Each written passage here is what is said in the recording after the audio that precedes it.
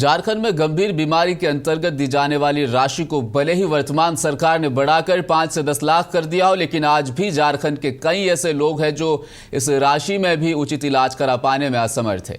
ऐसा ही एक मामला झारखंड के गिरिडीह निवासी रवि मंडल की मासूम बेटी अंशिका प्रिया के साथ हुआ है, जो गंभीर बीमारी से पीड़ित है और उसके पिता एवं परिवार उसका इलाज कराने में असमर्थ है। ऐसे में पीड़ित परिवार ने सरकार से गुहार लगाई कि उनकी सहायता की जाए। क्या कुछ कहा है मासूम बच्ची के पिता रवि मंडल ने, सुनते हैं। जो कि इस बीमारी का 3 दवा है सर।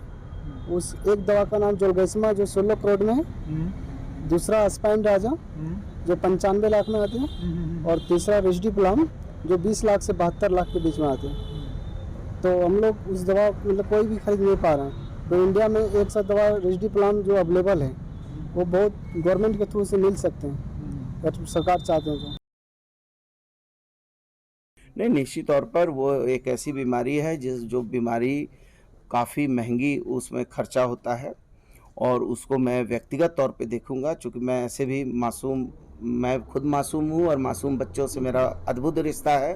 तो उस चीज़ को मैं खुद देखूंगा और उसके इलाज का जो व्यवस्था करनी है वो करेंगे। गिरिडीह जिले में वहाँ के बलगो पंचायत से बच्ची आई हुई है और इनको स्पाइनल मस्कुलर एट्रोफी SPA जिसको कहते हैं वो डिटेक्ट किया गया है। अभी हमारी रिम्स में डॉक्टर विकास जी से भी बात हुई।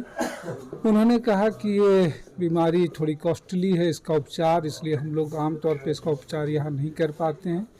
इसलिए सरकार इसका निर्देश दे तो फिर हम यहाँ पे इसका उपचार हो या बाहर किया जा सकता है। तो माननीय स्वास्थ्य मंत्री बन्ना गुप्ता जी से हमने अनुरोध किया है कि इस पूरे मामले को देखें और अगर रिम्स में संभव हो तो रिम्स या यहाँ संभव नहीं हो तो सरकार किसी दूसरे जगह पर जो है इसके